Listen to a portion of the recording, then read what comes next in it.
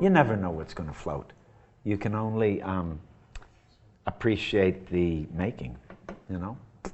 I really enjoyed doing it. With all roles, there's problem solving, there's frustrations, there's worries. But with this, I had a lot of tools to work with. And one of the difference between film and theater is the activity of doing theater is so much regardless of what kind of theater you're doing. You're creating a score, and your biggest job is reanimating that score every night, refinding the rhythm, refinding the life, right. Making that illusion of it happening the first time is so strong. Well, you don't have that in film so much, because whether it's a big film or a short film, you're often dealing with first impulse. You're at a location, you're seeing it for the first time, you're going to live in that place for one day. You may have an idea of what has to be accomplished in the scene, but actually living and creating associations and emotional associations with being in that place are very potent, because the nature of film, it being recorded, it's exciting. Yeah. The newness of it is exciting. And you're basically reacting and dealing with first impulse. Right. So you never go, there's a part of film performance that never allows you to go very deep, in the respect that with theater, you're always revisiting. Yeah. And I think you can go deeper into the mind of the event, the mind of your actions, because you can consider it so many different ways when you revisit it. So for me, theater kind of develops you more completely. I think that's a huge difference. I don't know what the word is philosophically, between theater and film. Yeah. I always want to be like a beginner, you know? It's the old beginner's mind thing. It is really true. You don't want to, if you can forget you're an actor and just be engaged in what you're doing, it's a good place to start. So when you're dealing with people that have no history or association to what they're doing, like a child, and particularly gifted child like Brooklyn, who's a natural performer, she's doing it. She has no context for it. It's just what she's doing now. And to watch that and to remember that and to have that kind of recklessness and that kind of sweet chaos, you know, is something that we have to retain to keep our wonder and not have everything dialed in and keep on going back to kind of tricks up your sleeve or rely on craft, you know. It's nice to be around people that are just kind of making it up as they go along. Mm-hmm. On any film, you've got people coming from such different experiences, and there's no uniformity to training in this country particularly. So you always have to find the common ground and find, you know, kind of fit in and find the world, you know. You've got to, be flexible. You know, an actor I like to disappear, because you don't have to pay off anything. You can just do the stuff, and then stuff happens, and that's what we're here for, you know? It's all the stuff that you feel like you have to pay off or deal with that, to me, are like the restrictions, and a lot of those have to do with who we think we are, or what we think we have to do. I think that's important. You know, I mean, it's the thing about abandon, you know, everyone, you know, you got to have a sense of yourself, but at the same time, you got to free yourself from, you know, all the things that you think have to be. You know, I've got to do this because this is who I am. Every time you say, I am this or I am that, you know, you're taking on another thing. I am this, or I'm the kind of guy that does this, or I'm the kind of guy that does this, or I really don't like this, or I love this, or I'm really good at this, or I'm not so good at that. That starts to weigh you down, and pretty soon someone says, walk from here to here, and you're like, well, I can, but I'm the kind of guy that, No, I mean, that's, so You want to be free of that. You can't always control all the situations you're in. You can't control all the aspects of production. But what you can do is make whatever you're doing authentic and connected. And if you get outside of worrying about the result too much and worrying about, I mean, I'm conscientious. I want people to like the movies, but there's really a point where you have to let it go. You got to stick your neck out and sometimes even flirt with failure. Whether I do that or not, I like the idea. And obviously Platoon was a huge movie, and I'm curious, when you were making that, I'm actually curious about the audition process, if it was always for the role of Elias, because... When you auditioned, you were auditioning for the movie, not for a specific role. That's really cool, actually. It's actually pretty cool, yeah. And then it just turned out that you ended up with the best death scene ever captured on film. Yeah, a nice designed thing and fun to do. Well, I was wondering, because I've heard stories that... You know, it was what I love to do. It was stripped down, it was essential acting. It was a simple task, and you do it. And as you do it, stuff happens to you. And because it's so well designed, and because the world is so well made, something extraordinarily happens to you when you're doing it. And it was... You know, it's moving to see because he's a good filmmaker and he knows where to put the camera and the music to put on it. But it's a very basic idea, you know, guy left behind, running for a helicopter. It was one simple action, but that simple action, you know, really was very evocative and was strong, and I love doing it. You have to always start from zero, and that's hard to do. You got to trick yourself into it. How do you trick yourself into it? It's like encouraging yourself to fall in love with something. I'm not a CEO of a big company. I'm not a guy that lives in a big mansion. These are things that are far away from me. Yep. So I have to find ways. I go there and I have the dialogue and I have the shape of the scene, but as far as putting myself in those shoes, I have very concrete things to work with. And with each person in this story, I've got to deal with them slightly differently because I want this place to run smoothly. You know, it was like, there's a problem in 306. Go over, straighten it out. She hasn't paid her rent. No, really, that's kind of what some of the movie is. I have a lot of acting is intention, you know. What does this person want? What is this person trying to do? So my training was mostly approaching things from actions and how you deal with and you found film rhythms. And very similar to that? Yeah. For me, yes, because somewhere in film, it's a series of actions and someone's recording it. Right. And usually the strongest film performers, to my eye, to my mind, I mean, when I see them perform and then I see the completed film, are usually people that are very rooted to the doing. You know, they're concentrated. The world drops away and they fit into the world that's being created. And I think the camera responds to that kind of concentration, that kind of melting into the action. Yeah, yeah. But that holds true for theater as well. The difference between film and theater is the activity of doing theater is so much regardless of what kind of theater you're doing. You're creating a score, and your biggest job is reanimating that score every night, refinding the rhythm, refinding the life, making that illusion of it happening the first time is so strong. Well, you don't have that in film so much, because whether it's a big film or a short film, you're often dealing with first impulse. You're at a location, you're seeing it for the first time, you're going to live in that place for one day.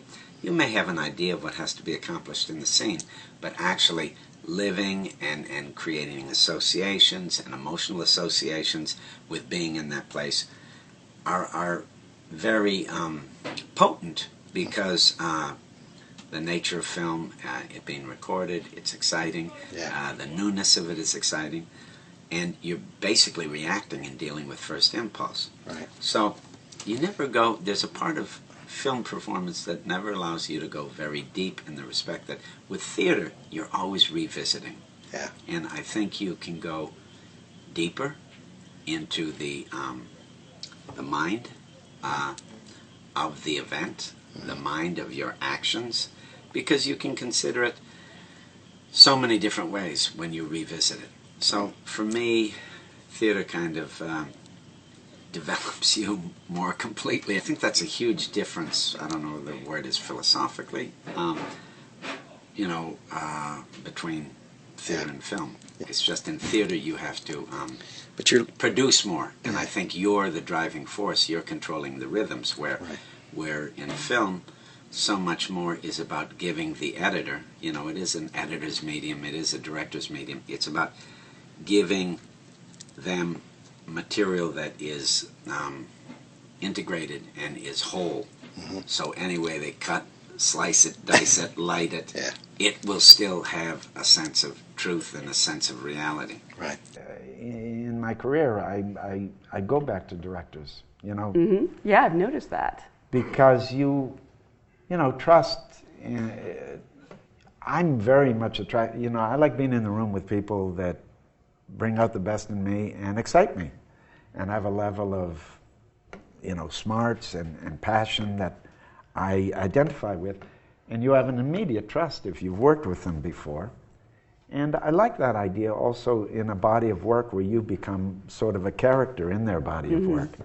And not everybody's into that, but some people, like Wes Anderson, enjoys that. That's part of his work.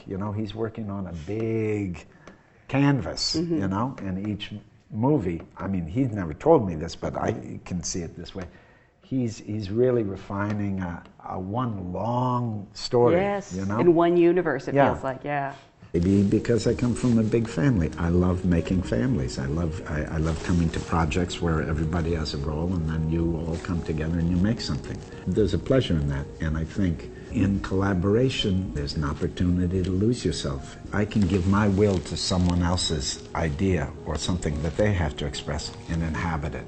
And I think for me, that's a much cleaner way than trying to express myself. It's interesting. Do you really think as an actor you have nothing to express? Really, I think that my happiest experiences are when I'm doing something for someone else, or at least that's the illusion. The director is very important because I am a self-starter, but I'm also a collaborator, and I also like very much to submit to a director's vision. I like to be his creature. I like his or her creature. I like the idea that they sort of make a world, or they try to make a world, and they're like, this is what I see, this is what I think happens, go in there, enter it, do it. And I'm the zombie that goes in there and activates the world. I like that relationship. And if you don't have a feel or really trust the intelligence or the passion or the aesthetic, or something has to call you in that person too. I can't connect.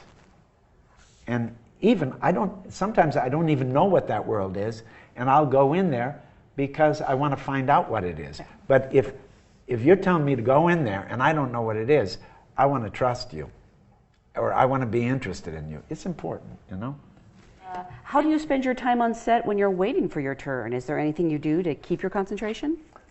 I hang out. The one thing that I do that I never go to my trailer. I like to be around the camera. I think if you go to your trailer and you get called, then you got to reboot all the time. And also you don't bond with the crew and you don't know what's going on. So, sometimes you do for various reasons, but I like to stay right near the camera, see what's going on. And even when I'm not working, I like to see the other people work.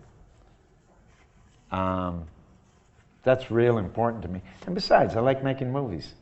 I think it's crazy that some guy sits in a trailer watching, the TV. It's like, whoa, It makes no sense to me, It's happening outside, baby. The action is out there. No, I don't want to be like, but you get it. But other people feel like they should relax, yeah, other people feel like they should relax, and then they get their energy, and then they are ready when it's time to do something. I feel like that happens anyway. Everybody's too nervous on some film sets. So the best thing is to make it yours, you know, make it your home, you know, be there, know the people, know what's going on, make it your world, sit down. That's your house. These are your people. This is your parking lot. This is your motel. Let's go. We're living our life. What about filmmakers who are not actors? This is a common thing talked about in training, that to understand an actor, one needs to have acted. I don't. You think that's overrated? Yeah, absolutely. I mean, the filmmakers you are a testament to that, from Scorsese, you know, Lynch, and all these guys.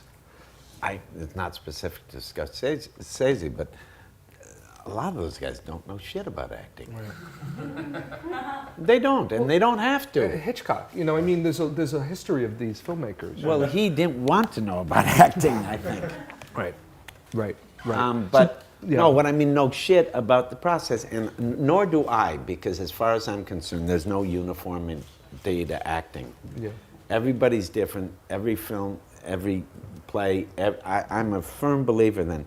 We always gloss over this idea that you have to, part of your job is to make the appropriate process for the appropriate role, because your function is different. Where you, and the degree of collaboration is always different. I'm really struck that we don't talk about this more. Right. That there's no such thing as acting. There's no such thing as one thing. Right. You notice certain things that you kind of return to and feel comfortable with, or you know, you find fertile. But I think you gotta constantly abandon that. So yeah.